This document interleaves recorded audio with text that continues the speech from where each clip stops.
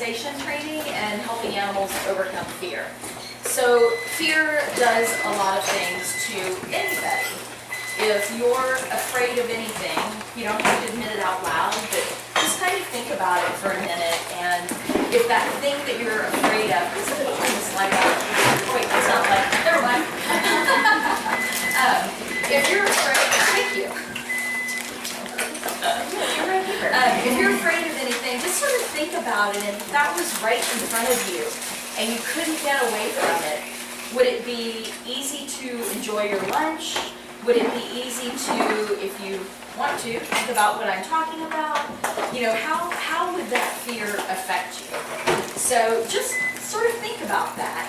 And even if it was something that you see all the time, do you still feel a little bit of fear with that thing? Do you still feel a little fear with that thing?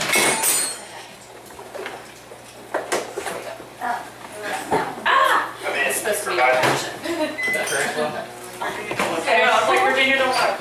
It was too late, I'm sorry. Yeah, I was going to say, yeah, we get a warning, though. Trigger warning. So, yeah, I mean, and I ask you to sort of think about this. I ask you to think about this and you know, to give you a little bit of empathy for the animals. Because lots of things about captivity are scary. And we expect that, oh, you've seen it a million times. You were born in captivity, you've been in captivity since you were a wee pup. You know, you should not be afraid of this. But fear is real. Fear is real to the individual, and it affects an individual's behavior. One of us might be afraid of one thing that another one is not at all afraid of. You know, I'm not afraid of spiders. The spider that was up there doesn't bother me at all. Snakes, a little bit of a different story. I'm not real keen of, you know, being in close proximity to snakes without something separating us or someone. Although I'm working on it and getting braver. So, you know, if fear is about the individual, it's the individual's experience, no matter how ridiculous it might seem to you that an animal's afraid of something. If they're afraid of it, we need to pause, take a step back, and help them, you know, try to overcome that fear so that they can live a more comfortable life in captivity. So, we have a couple of techniques that we can use to deal with fear. The first is what's called acclimation or habituation. And this is simply a very passive way of helping an individual overcome fear. And we sort of, when we think about the difference in acclimation and desensitization, acclimation, very passive.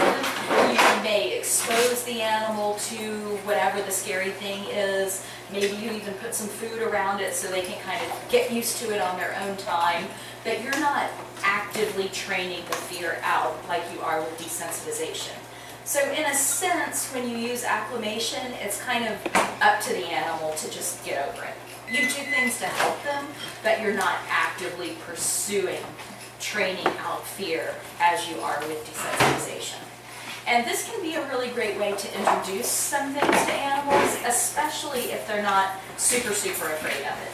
If they're really afraid, then they may not have the capacity to get over it on their own. So desensitization is likely to serve better. But it can be a good way to introduce some things to animals, like if you want to crate train them or acclimate them to the sight of a syringe. You know, you could put those things in their area, and so they would just see it as they're going about their normal day. So in this case, the chimpanzees are being acclimated to the syringe. The syringe is sitting right here on the garbage can. There's nothing really happening with the syringe. She's doing a regular training session, asking the animals to present their body parts, and they're just doing it near the syringe. But there's no direct pairing of reinforcement or even attention directed to that syringe. Here it is, do your normal thing, get used to it. This is acclimation.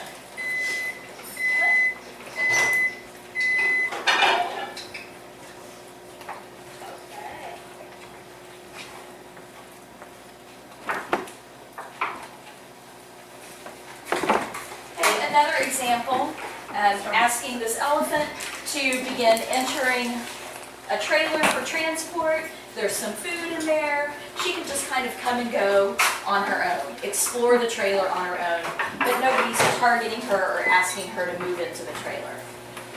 Okay, so again, kind of explore it, get used to it on your own.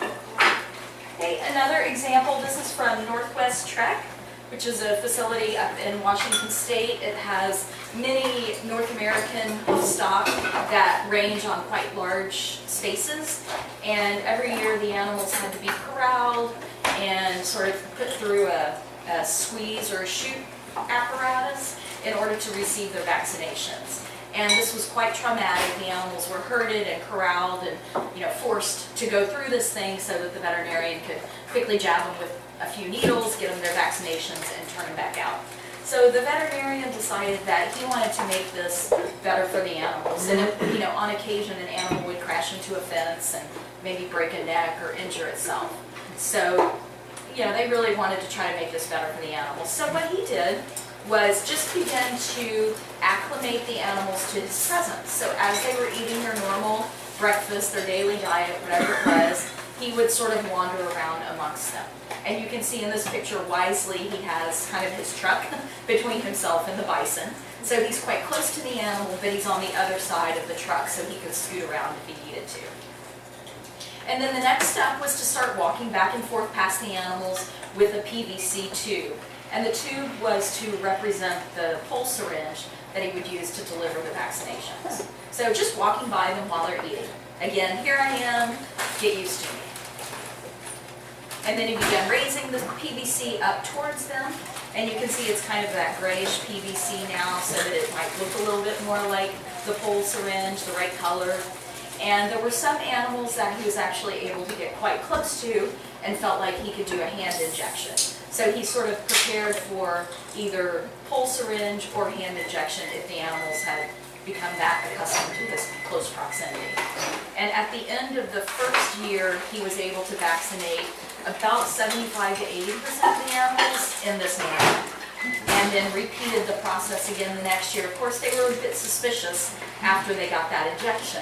So he took some time and retrained it over the next year and was able to do a few more, percentages more of the animals. So really nice process that he did just kind of by walking around and getting the animals used to his presence. And in this case, they were only vaccinated once a year, so it wasn't something that he had to repeat regularly. He wasn't trying to train for predictable, regular vaccinate or injections or blood draws or anything like that, just kind of a once a year.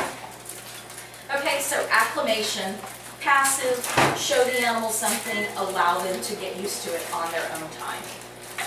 Then the other form of training fear out of an animal that we have is called desensitization. And desensitization is an active process wherein you are actually training fear and anxiety out. So fear and anxiety that's associated with a particular behavior or experience or some stimulus. You take that stimulus and you break that scary thing down into lots and lots of small steps and pair each of those steps with a bridge, your whistle or your clicker, and the positive reinforcement, the food or juice or secondary reinforcers that you might be using. So what happens is this formally scary thing, kind of at worst for most animals, becomes neutral.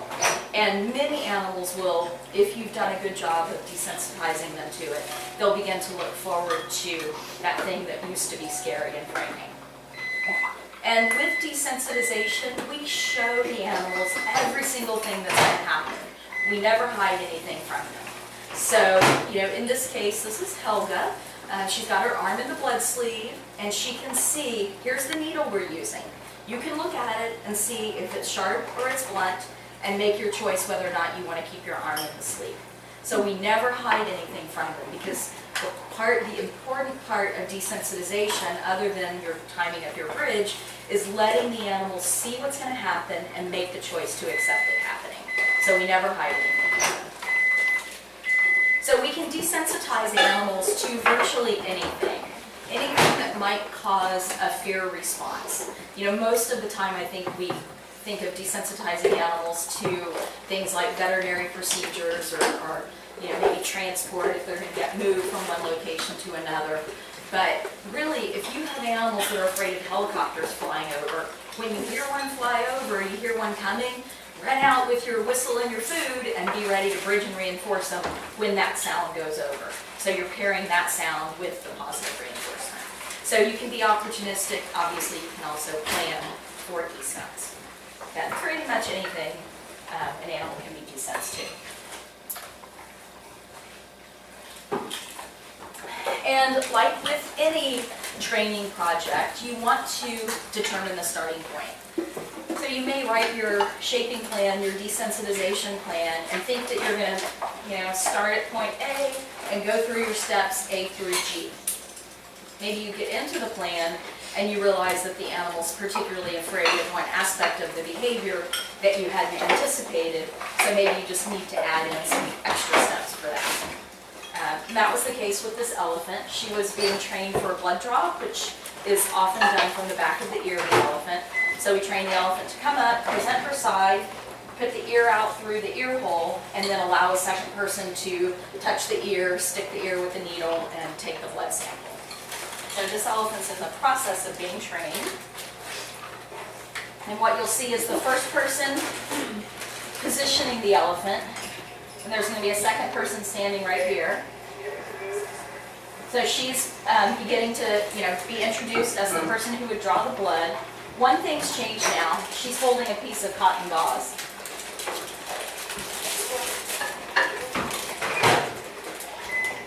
So this is quite interesting. The elephant's only thing that's changed is now she's holding this piece of gauze. And the elephant says, I'm out of here. Big, huge elephant, afraid of a tiny little piece of cotton gauze. What the heck? That seems weird and silly. She shouldn't be afraid of that. But she was. And good animal people that we are, good trainers that we are so tuned into the animals that we listen to them and we say, okay, Sabu, we're going to help you overcome the fear of this little gauze, even though you really shouldn't be afraid of it. So in this case, the decision was made to take the elephant out of the ear hole context and begin desensitizing her. Oh, it's much quieter without the microwave going. Begin desensitizing her to just being touched on more neutral parts of her body. So what I want you to listen for in the video, listen for the timing of the bridge. It'll occur just as the gauze touches the elephant. Start off on her trunk, a neutral part of her body. She can pull away, she can back up at any time, so this animal's in complete control. And then you'll see the trainer works through the steps leading up to actually rubbing the back of the ear with the gauze.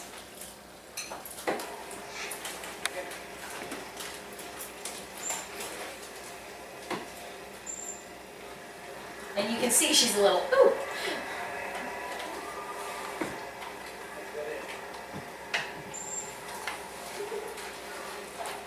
And again, notice the timing of the whistle is what's important, not the timing of the food. Okay, now bringing her up to the ear hole and just lifting it, not actually touching her.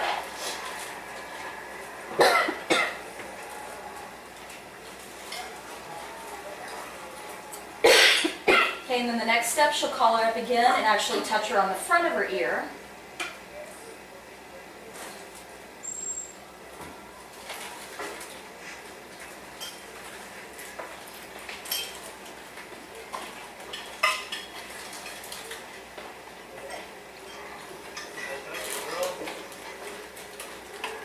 And this was just a couple of days later.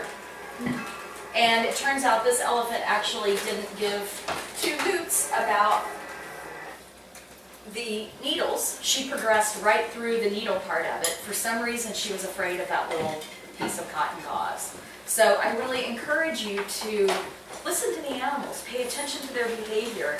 If they're showing you any fear of something, try to figure out what it is and see if you can desensitize them to that. And I think this is probably one of the most important techniques that we can use for improving animal welfare, helping wild animals cope with their situation in captivity, which is, of course, for many of them, very different than what they were evolved to do and live like. So if we can help them overcome fear and be comfortable within their captive environment, we're doing a lot for animal welfare.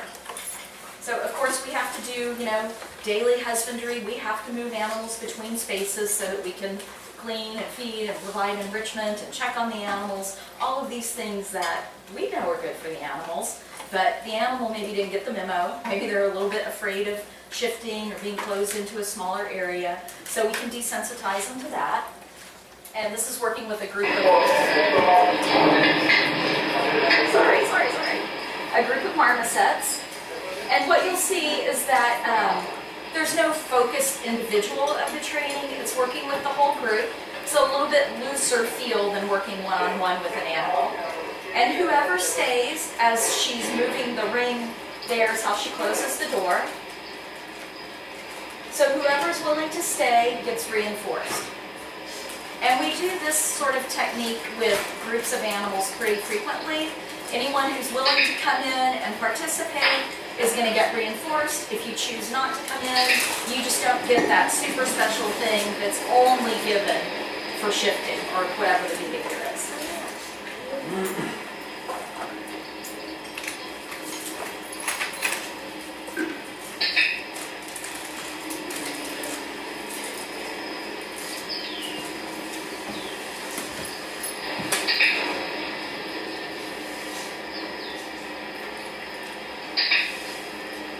So again, moves the door a little bit, bridges as the door is moving for those that stay.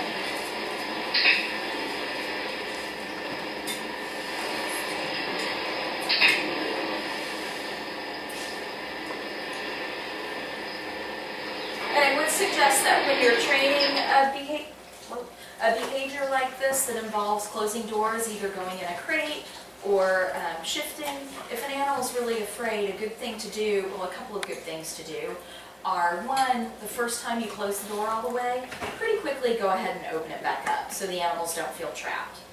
You're reinforcing for the door closing all the way. You'll work on duration as a separate aspect of the behavior.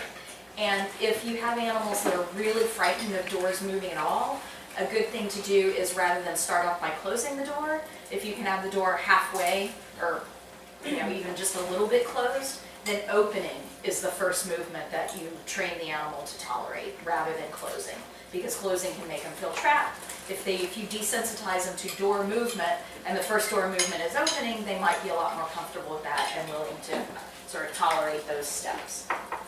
So again, similar thing with the squirrel monkey, training them to go in a crate.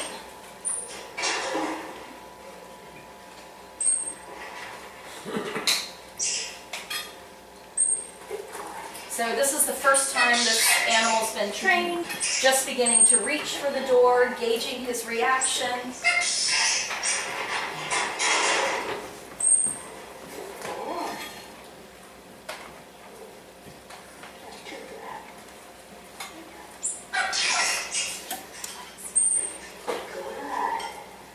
So again, just pay attention to the timing of the bridge. It occurs just as the scary thing, which in this case is reaching for the door.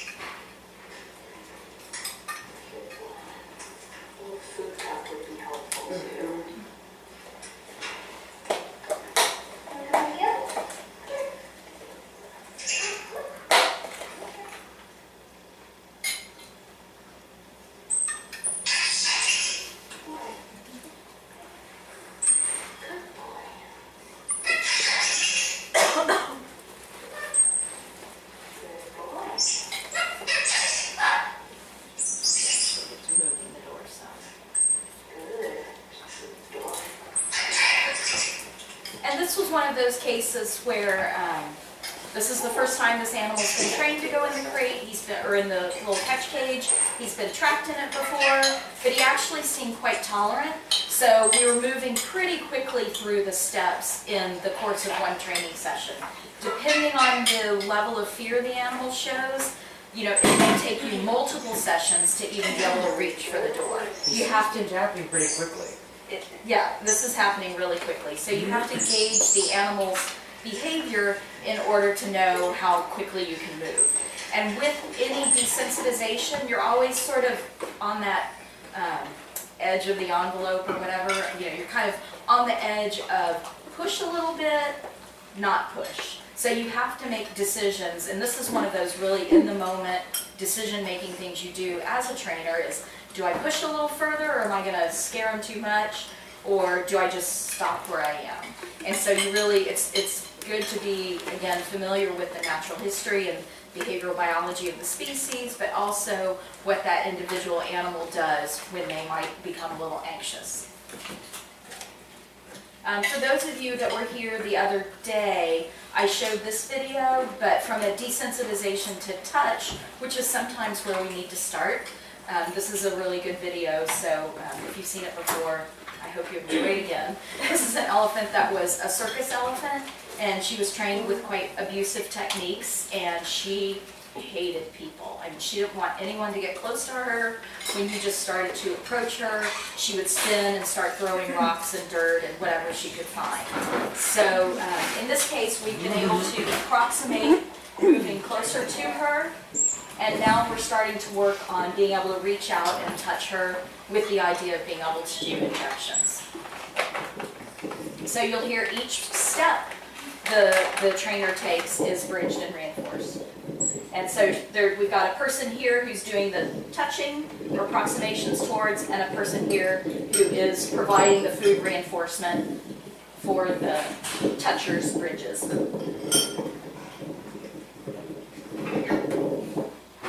Okay, so not even, we're still 1.5 feet away, 2 feet away from actually touching her.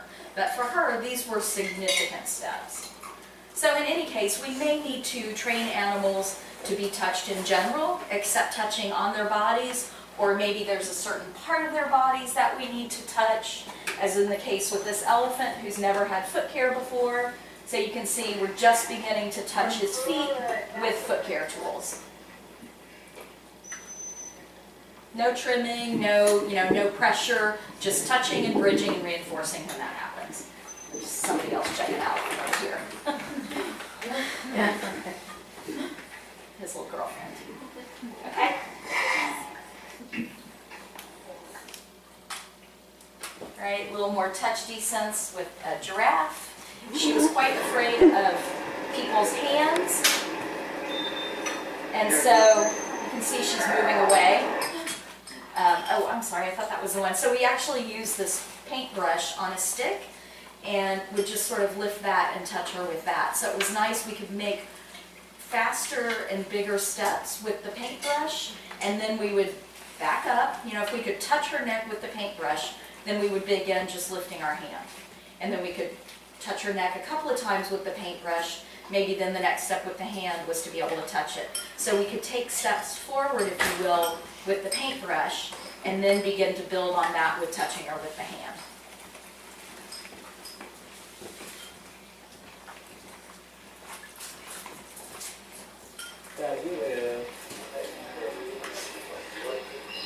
And this is working with, I believe it's a female tree roo, and I think this one we were working towards pouch checks with her. So obviously starting off with touching on the back, and then working towards the belly.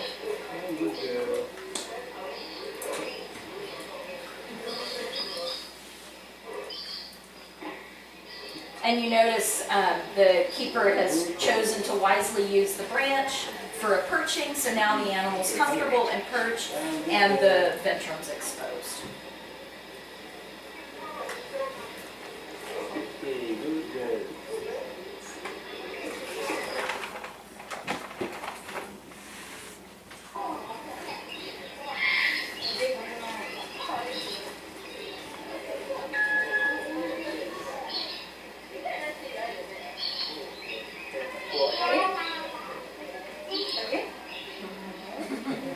Cheater.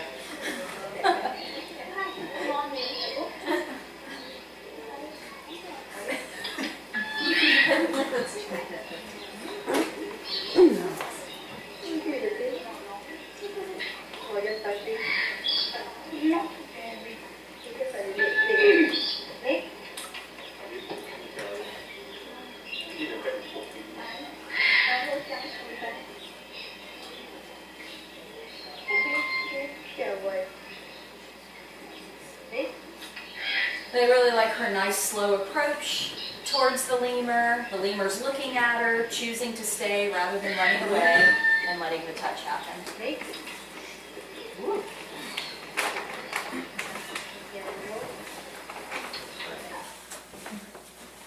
Sometimes you might, do just general desensitization to touch, like you've seen in some of those videos. Sometimes it might be with a very specific purpose. In this case, this was working towards semen collection with this male drill. And so you'll see the touch is focused sort of on his whole lower area right now. And again, one person who's providing the reinforcement, one person who's actually doing the thing. And typically when we work with two people like this, the person who is providing the food reinforcement is sort of the trainer role, so that person's directing the animal's movements, providing the food reinforcement, saying, oh, animal's getting a little nervous right now, back off a step. And then the person who's doing whatever, could be semen collection, blood draw, injections, just touching, that person's kind of the technician. That's just how we sometimes refer to them. But of course there are times when you can work by yourself. This is working towards hoof trims. A little scratch break.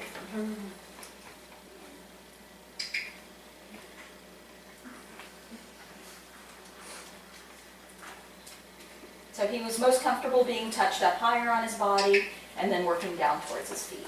Always start where the animal's most comfortable and work towards the scary bit.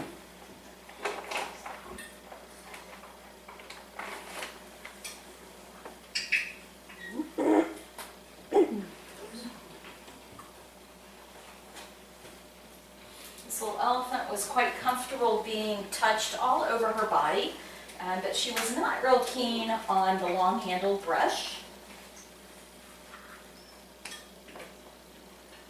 So we started desensitizing her to it. Long-handled brush seemed like it continued to cause her to jump and twitch and do things like that. So short-handled brush was okay. We could make bigger steps, especially working down towards her legs and her belly. But notice how the rate of reinforcement changes, the speed of the session changes. She's probably targeting her foot here. Thinks that's a target.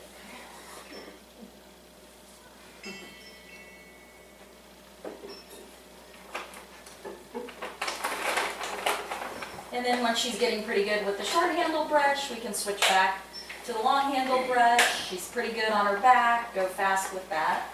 But you'll see, again, the pace changes as it's worked down towards her belly and her feet.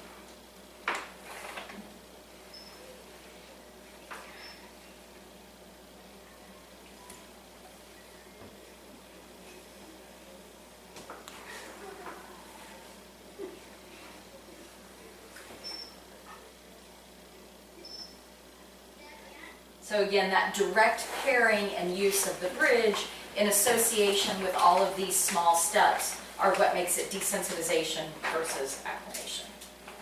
So similar thing, this was a long time ago, 98, working with some elephants in Holland, and they were in free contact. So the staff was going in with them and using aversive tools, a hook, or sometimes they would just poke them with a knife because somehow they thought that was nicer than using a hook. But this elephant, she has, I don't know if you can see in the picture, her legs are very misshapen. These are her back feet. Her nails are very long, and she wouldn't let anybody get near her. I mean, they could hook her pretty hard, and she wouldn't pick up her feet for them. So we just said, well, hey, how about if we just do a little desens to touching her legs and her feet and see if we can get anywhere with that. So again, we've got one person who's providing the food up here, and then he's bridging for just touching her feet. And at this point, they said she would normally be kicking us, and she's letting him touch her feet. And you'll see here he's asking for her foot, and he was totally amazed. That looks like nothing. She picked it up and put it right back down, but he was totally amazed that she would let him do that. So that's, it's a very small starting point, but for an animal like that, it was quite significant. Okay, so, once you've got an animal maybe desensitized to some of the basic things, you feel like you're ready to start moving on with other aspects of different behaviors. Perhaps You want to start training body parts, and they need to hold their body parts. Oh no, I'm sorry, this is still desensitization for radiographs. So desensitizing this elephant to a radiograph cassette. The wooden plywood is the cassette, is the bridge. I don't know why it recorded that way. But again, you can just kind of see the steps that are being taken, and the bridge occurs at the exact moment that cassette is put near her or on her. And the idea was to be able to radiograph her back legs as well as her front legs. She was much more comfortable having the cassette presented on her front legs, so that was the starting point, and then working towards her back legs. And you can see we're not even putting it all the way in at this point, just putting it right on the edge and then gradually moving it closer underneath her, but still quite a bit of distance between her foot and the cassette. The more frightened the animal is, the more small steps that you need in your shaking plan.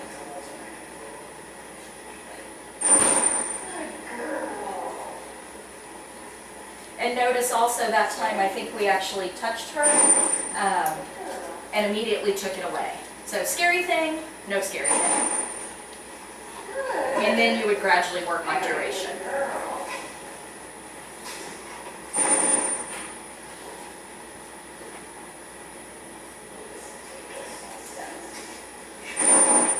So again, kind of a big deal. The person with the scary thing is going behind her, something that makes her a little uncomfortable.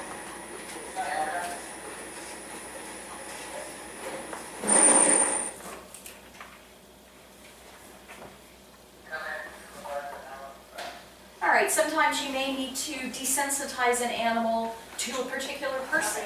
You know, you can have the greatest behaviors in the world trained, but if the veterinarian can't get a good close look at the animal and they need to do some sort of diagnosis or assessment, that doesn't really get you where you need to be. You may still have to catch the animal up for the vet to look at them. So if the animals are fearful of the vets, it's a really good idea to desensitize them. This is the vet in this case. Okay, just another example, preparing baboons for ultrasound. So they're holding onto their hand targets, doing some descents with a pool noodle and a hose to simulate the ultrasound wand.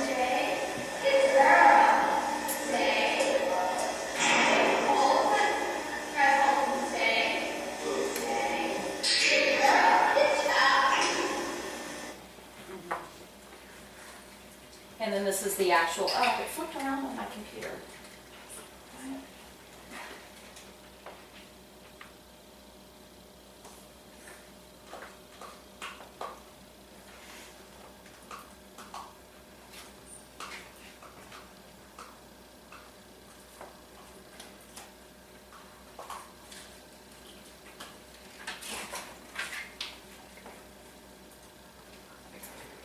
Alright, so this is the actual ultrasound.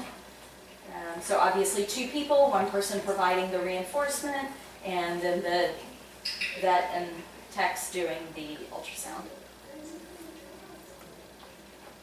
And if you are going to desensitize an animal for a veterinary procedure, of course you want to touch base with the vets or the vet staff, make sure that you're planning on the proper position, you have all the equipment, you know, you've got all the information that you need so that you can train for the right behavior, because there's nothing more frustrating than thinking that you've trained for the right thing and the vet shows up towards the end of the behavior and goes, oh no, that's all wrong, that's not the position I wanted.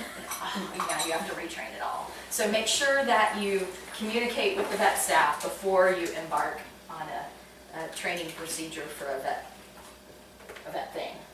Okay, so just kind of to break down something that I think a lot of us want to train animals for, which is needle behaviors, either injections or blood draws.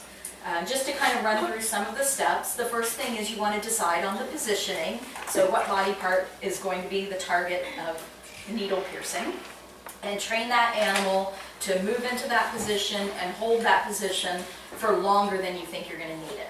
It's always better to train for a little bit more than when you have the real deal going on. Hopefully the animal's good and prepared for it. So train the position, train it good and solid, increase the duration so that you can have the animal holding. In this case, this elephant's learning to present her ear for a blood draw, and she's just flapping it now. But that's a step, okay? And sometimes we increase really small approximations. I mean, this is a split second longer she's going to hold it. Doesn't look like much, but that's a point where you start building.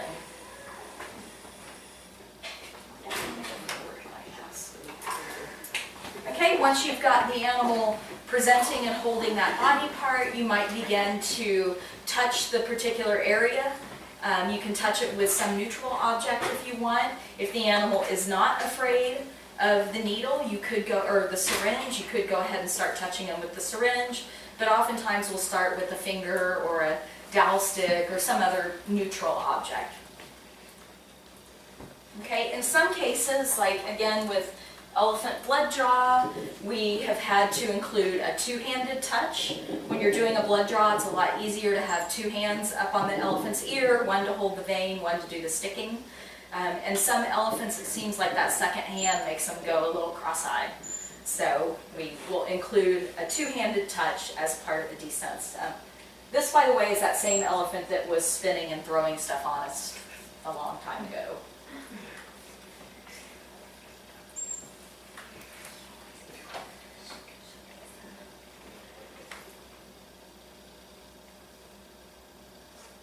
And another thing about this video I want to point out is the second person, when her hands come down, the behavior's not done. So it's not until she backs away and then the trainer, so she's fulfilling the role of the technician, the trainer says, all right, you're done, you can relax now, elephant.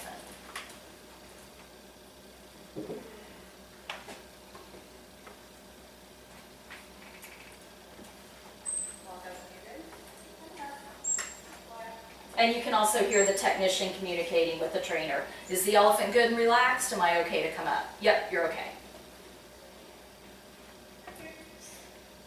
And from a safety perspective, especially with this elephant, we like to make sure her trunk is positioned with the trainer before the technician moves up. And you can see she's watching the trunk movements just to make sure that it's staying regular. She's just bringing her trunk to her mouth, not dawdling, where she can come out and punch the tech in the stomach.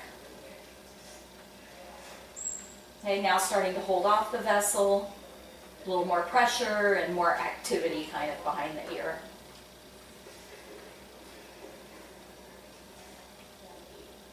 Why does it cut everything twice? I don't know.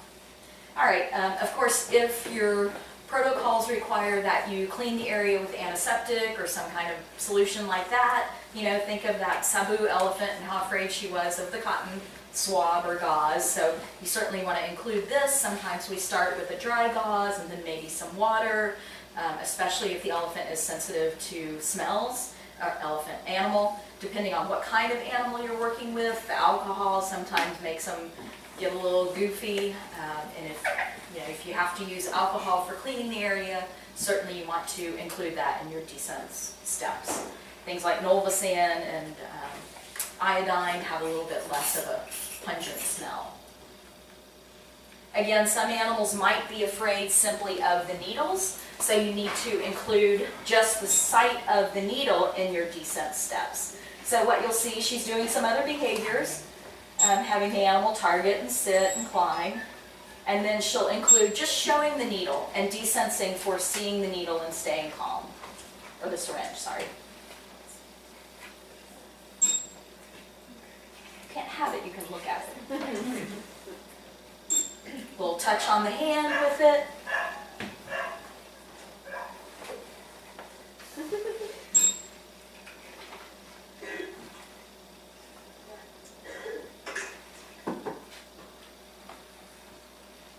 Okay, and if the animal is not super afraid of the sight of it, perhaps once you've done all your touching descents, you can move directly to touching the animal with the syringe with no needle or with a cap needle.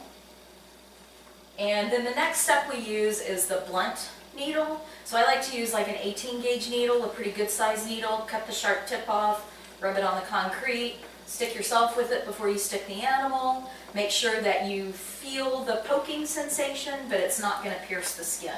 If you use a smaller gauge needle and cut the tip off, you can actually still pierce the skin with it. That's why I like a big one.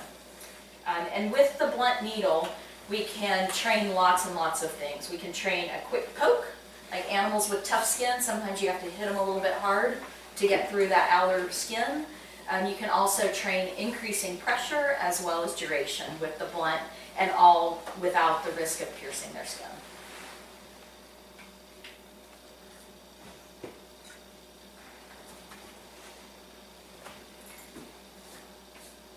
Okay, so here's just some blunt for injection training. Good, steady. Good, steady. Good girl. Steady. Steady, steady. Good, steady. Good, steady. So again, you can push nice and hard with that blunt. Okay, and then at some point, you have to bite the bullet and actually pierce the skin. I usually like to start with the 27, 28 gauge, like an insulin needle, the smallest needle you can find, because a small needle hurts less. I've said it once, I've said it a million times, no amount of training is going to train out the pain. You're only training out the anxiety and fear that's associated with the pain. So when you're doing needle work, every time you stick them, you're causing pain. If you stick them with big needles, it hurts more than a small needle. So you want the animal to experience what it feels like, but there's no reason to make pincushions out of them. So start with the small needle and build up to the smallest size needle you can use to get the job done. So this is this elephant's, same elephant, which seems to be the focus of my videos today. This is her very first stick for blood draw. It's not in the vessel, and the duration is virtually non-existent. And for those of you that were here the other day, I showed you a similar video that was Lisa's first stick. Tiny needle, just in and out.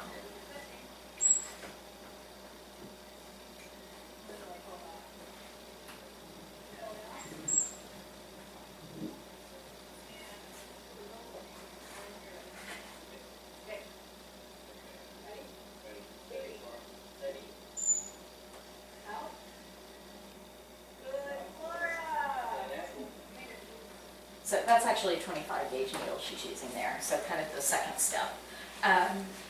So she didn't stick in the vein, she's just sticking next to it so the animal can feel what that feels like to be stuck. All right, and then when you come to, sort of the finished product and the actual blood draw, the animal's leaned in, holding position, ears presented, held steady. Areas cleaning, tech and trainer are still communicating with each other, saying, this is going to be my next step, are you ready? Yes. And that way the trainer can be ready with an appropriate magnitude of reinforcement for the step that the technician is doing. So if this elephant is trained all the way up to the blood draw, maybe the cleaning, holding off, all of the steps leading up to the actual stick, they're going to get some good treats, but they're not going to get a super high value. When we stick or adjust, the animal might get a higher value. And I think, okay, so watch her eyeball. Like, we're about to stick. Watch her eyeball. There's the stick. Ow, it still hurts. Okay, but she doesn't move. But again, we're not taking away the pain.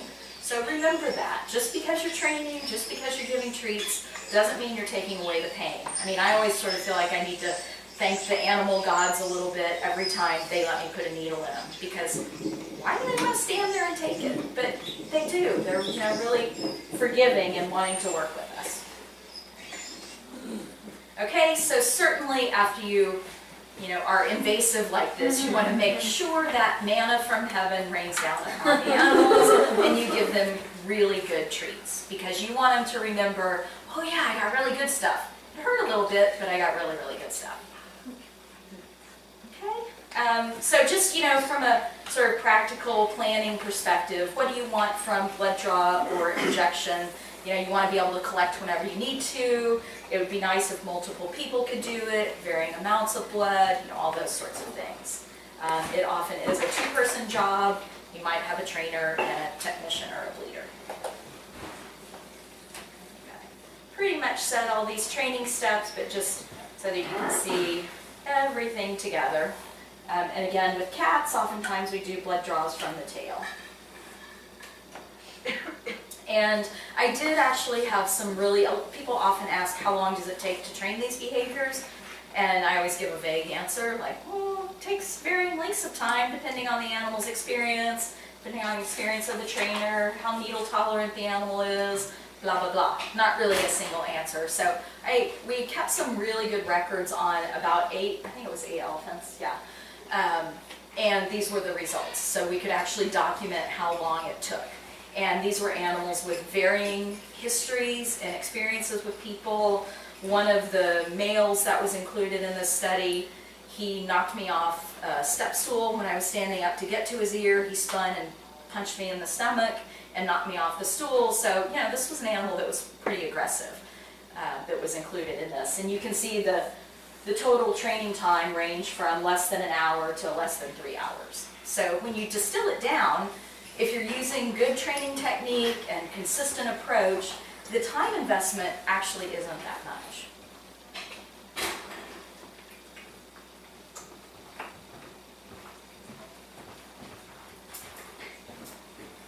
So just so you can see,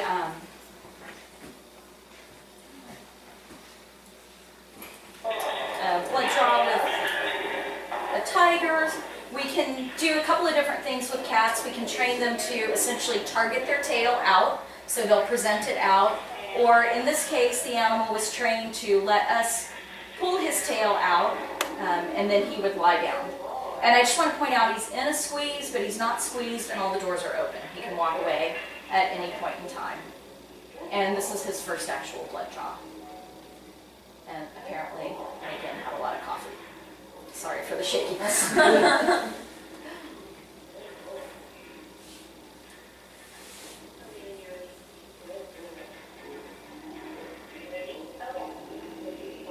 So again, you can hear the two of them are communicating. And I think I said this the other day too, I found that with a lot of the cats that we've trained on blood draw, once you kind of put them through the steps, it almost seems like they don't feel a whole lot on their tail. It's more letting somebody manipulate and handle their tail. And the needle usually goes pretty quickly for most of them.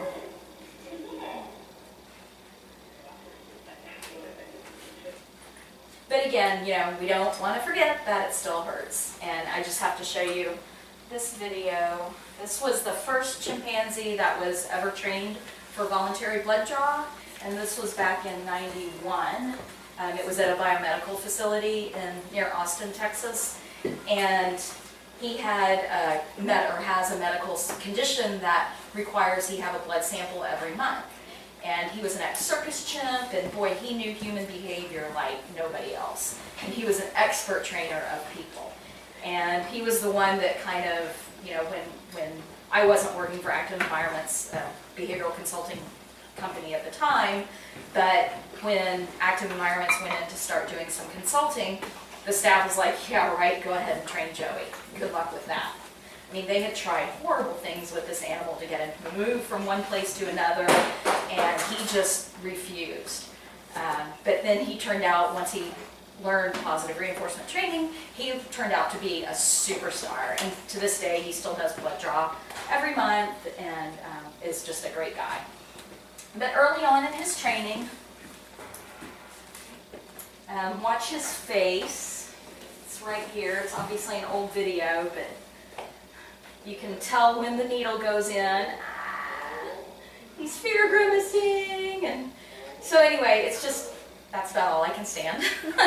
It's just a really good reminder, I think, that no amount of training takes the pain away. And I think that we really need to be appreciative of these animals' ability and, I guess, willingness to cooperate and work with us when we're doing things that are obviously scary and painful. So I always just like to kind of remind myself of that, of Joey, because I think we all get a little impatient and we have to hurry through these things, and maybe the vets or your bosses are pressuring you, why aren't you getting this training done? And sometimes we just have to take a step back and, breathe a little and remember what the animal's experiencing. And if they take steps back in the training, that's called regression, and it's very normal. It's a normal part of training. The beauty of having a shaping plan, either for desensitization or some other behavior, is when an animal experiences regression, simply go back in your plan to the point where they're comfortable and build back up through those steps. You've done a good job of laying a foundation for that behavior, and if you have to retrace a few steps, so be it. It's not because you're a bad trainer or screwed anything up. I mean, sometimes when you take significant steps in the training, like the first time you stick them with a needle, or the first time you close the door all the way on a crate or box or something, the animal may have some regression.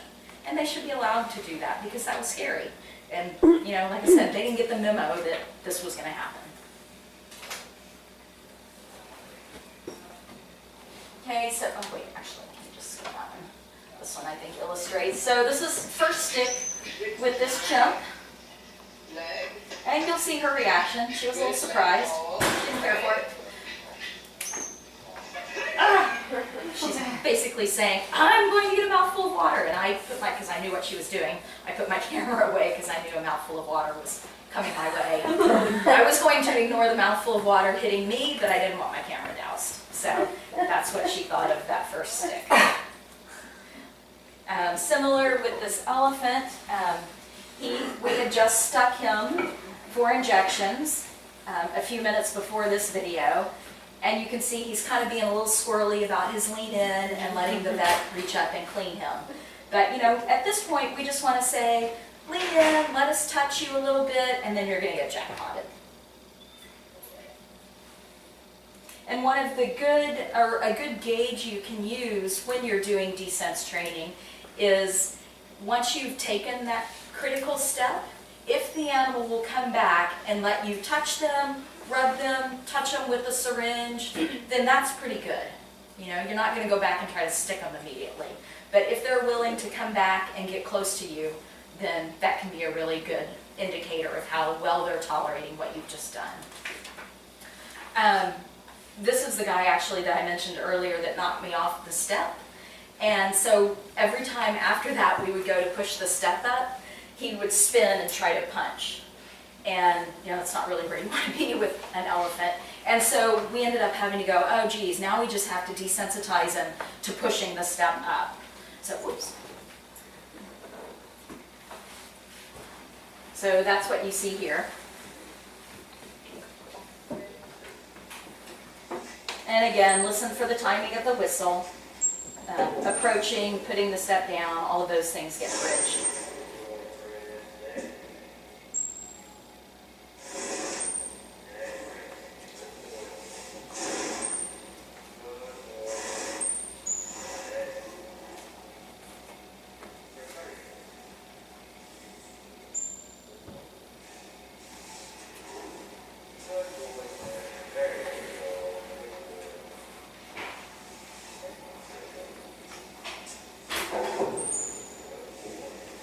And notice we're not trying to be quiet with the step. I'm pushing it. I'm trying to make noise so that he sees and understands exactly what's happening. Because I'd rather know when I'm a few feet back that he's going to turn and try to hit, as opposed to when I've already climbed up there. Okay, so you get the idea.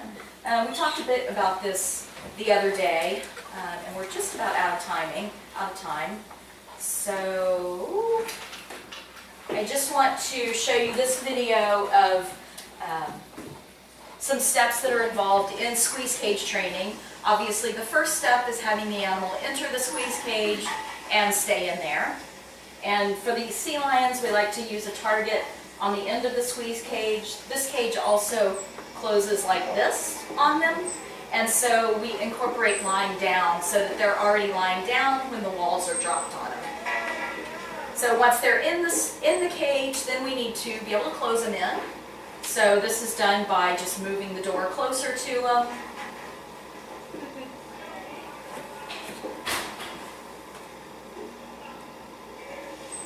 And notice the door's not actually affixed and closed, it's just leaned up against the cage. If the animal gets afraid, they could knock it down and run out.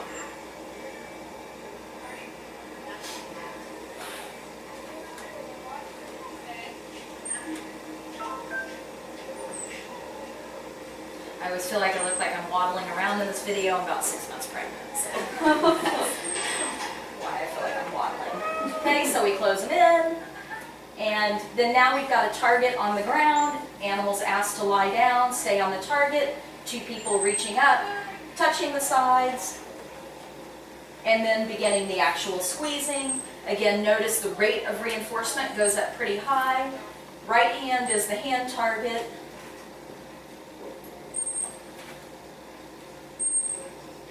And that was the first time that this guy had ever been, the one that you saw being squeezed. It was multiple animals you were seeing. But that was the first time he had ever been squeezed. And you notice we just like kept going, kept going, kept going. He had never been forced in the squeeze before. Some of the other ones did. And so they're going to have a lot more fear when those walls start dropping on them. So we would most likely go a lot slower and have a lot more steps associated with the actual squeezing part. So again, the animal's experience and what they've had in the past associated with that thing are going to partially dictate how quickly you can go with the steps. I think I can stop there, because it's just about time. Unless there's anything. I'll just finish up with these last couple of slides. We often, again, think of desensitizing to veterinary or medical things, but if you've got an animal that might be moving to a new enclosure, or there's going to be changes to the enclosure, maybe there's elements of that you can choose to desensitize them to. This was in the Houston Zoo when I used to work there a long time ago. This is the crummy elephant exhibit.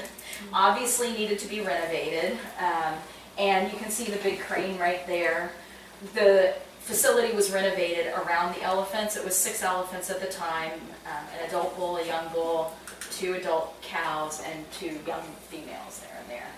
And so prior to construction, we thought of, like, is there anything we can do to help these animals cope with all of this noise and stimulus that they're going to have? And so we would get tractors, get dump trucks, and set up sessions where we would have the animals stationed, we're prepared to reinforce them, and drive a dump truck and boom, make a bunch of noise. So we would just try to simulate loud noises and new things that they hadn't seen moving around before in an effort to, in general, desensitize them to noises and big pieces of equipment. And they didn't really like things over their head, and we knew that we were going to have like some of this kind of stuff, so we tried to get things up over their heads and things like that to help them be prepared for what was about to happen to them. And they actually handled construction quite well. I can't say it was because of the descents, because we don't have construction without descents training, but of course we'd like to think we help some. So you really can desensitize animals to virtually anything if you can identify what might frighten them or what is scary to them. So that's it. Just 4 minutes over. So we usually talk about descents in forms of, introducing an object or addressing a specific sort of training event or, a change in their environment. We also talk about them desensing animals to, like you said, the vet or a specific trainer or person. Mm-hmm. Can you think about descents in animal relationship building sense as well? Yeah, and when we talk about socialization training, desensitization is absolutely a technique you can use. Okay. If, say Lisa was afraid of Osh, Right. you could use desensitization and approximate his movement towards her, Okay. reinforcing her for staying calm as he approaches. Mhm. And usually in something like that, you're looking at proximity. So you would reinforce them for less and less So that's distance between them. That's kind of like our cooperative feeding.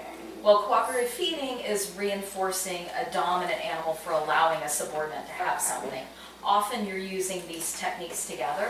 Yes. So from a socialization standpoint, we usually refer to kind of proximity, gentle touch, or slow touch, slow approach as one part of socialization training, Okay. which is, you know, when you have Lisa turn around and Osh comes up and he's targeted over and reinforced for touching her gently. Okay.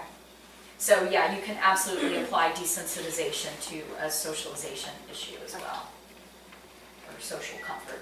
Yeah. Yep. I didn't have time to talk much about that today. Any other questions? Well, thanks again for your patience. Lots of information. If you have any questions, just feel free to get in touch with me.